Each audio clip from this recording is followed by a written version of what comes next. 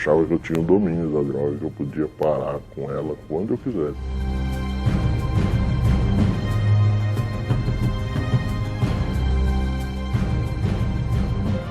Em 2012, 3 toneladas de drogas foram apreendidas no Paraná, entre elas 40 quilos de cocaína. Em 2013, foram 13 toneladas dos mais variados tipos de drogas e 190 quilos de cocaína. Se de modo geral a quantidade de apreensões é 4 vezes maior, do derivado da coca é 5 vezes maior. Os números do DENARC estão de acordo com uma pesquisa encomendada pela ONU que revela a escalada do consumo nas Américas nos últimos anos. Anos atrás era uma droga elitizada e em razão até mesmo da queda do preço dessa droga no mercado, ela acabou se popularizando e fazendo com que o consumo aumentasse. Se a média dos países pesquisados é de 0,4%, o Brasil está bem acima disso. 1,75% da população entre 12 e 65 anos já provou cocaína. O número mais que dobrou em menos de 10 anos. Em 2005, era 0,7%. Começou casualmente, usando assim como diversão, né? Saindo de noite, na faculdade, com os colegas. Começou tudo como se fosse uma coisa casual, uma coisa comum. Para tentar explicar esse crescimento, a rota do tráfico seria um dos fatores. Isso se deve sobretudo em razão da proximidade que não só o Paraná, mas também outros estados brasileiros têm com a fronteira de países produtores, mas também com relação ao fato dessa droga ter se popularizado. 10 anos trabalhando no tratamento de dependentes químicos. Para esse diretor de uma casa de recuperação na região metropolitana de Curitiba, a cocaína deixou de ser uma droga exclusiva de uma elite, chegando para outras faixas da sociedade. Uma droga que passa por muito tempo despercebida de quem cerca o dependente. Ele acaba virando um usuário viciado, assim podemos dizer, por questões de personalidade, de caráter, de marcas, de traumas de infância, de marcas que não são tratadas numa simples desintoxicação. O governo só está desintoxicando. E geralmente o cara, depois de 60 dias internado, ele fica até 150 dias limpo. E depois ele cai de novo. Uma droga social, a qual os efeitos mais destrutivos demoram para aparecer. Por outro lado, substâncias lícitas, como as bebidas alcoólicas, que promovem a depressão. Nesse ponto, chega a cocaína como o animador da festa. E a pessoa só percebe que entrou no buraco que se torna cada vez mais fundo muito tempo depois.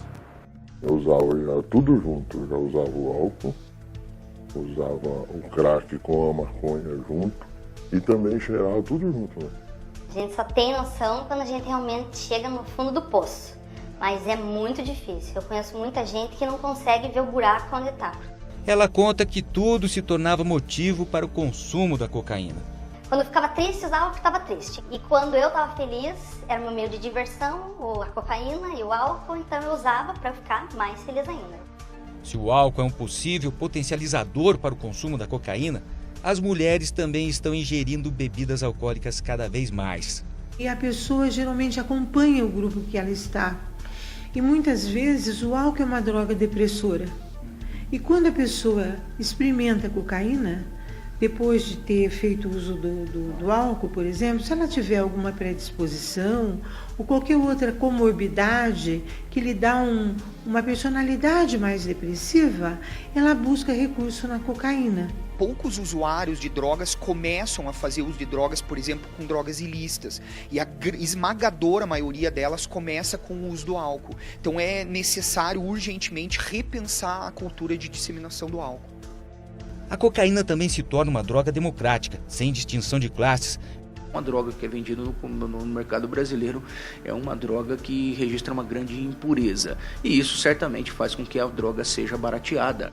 Esse homem aprendeu a fracionar a cocaína na cadeia, quando cumpria a pena por assalto e estelionato. Ele conta que por muitas vezes substituía a coca pelo crack e vendia misturado com outras substâncias.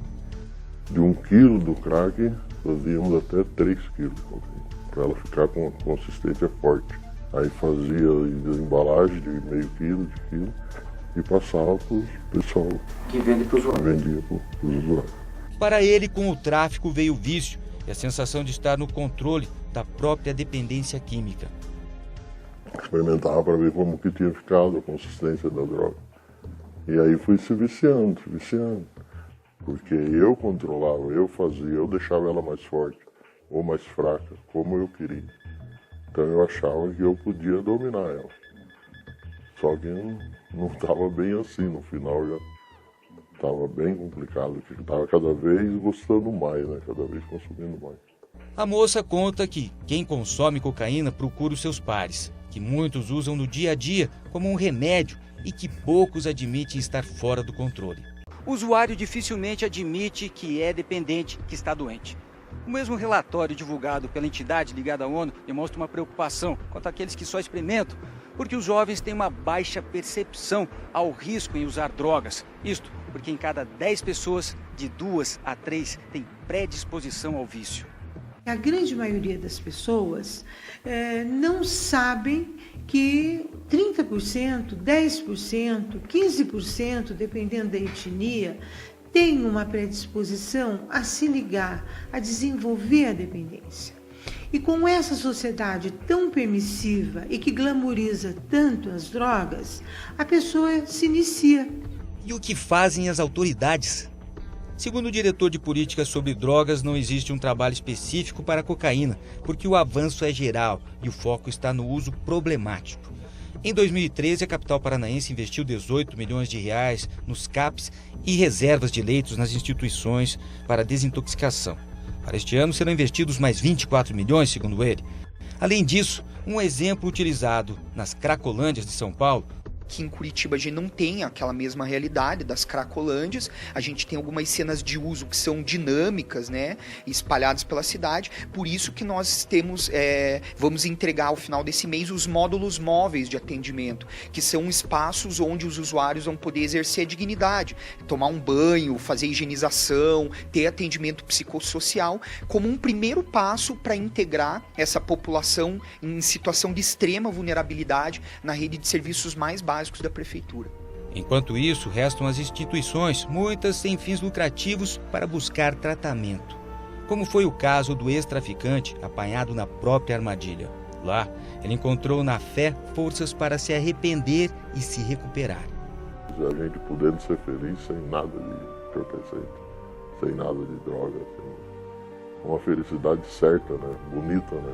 Que a gente achava que não era possível nunca sem um litro de uísque e uma cocaína, né, num prato.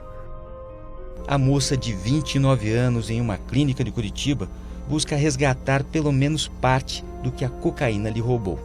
Sem drogas, uma vida feliz, alegre com a minha família e tentar recuperar tudo aquilo que eu perdi, porque a gente perde muito. Eu perdi muito.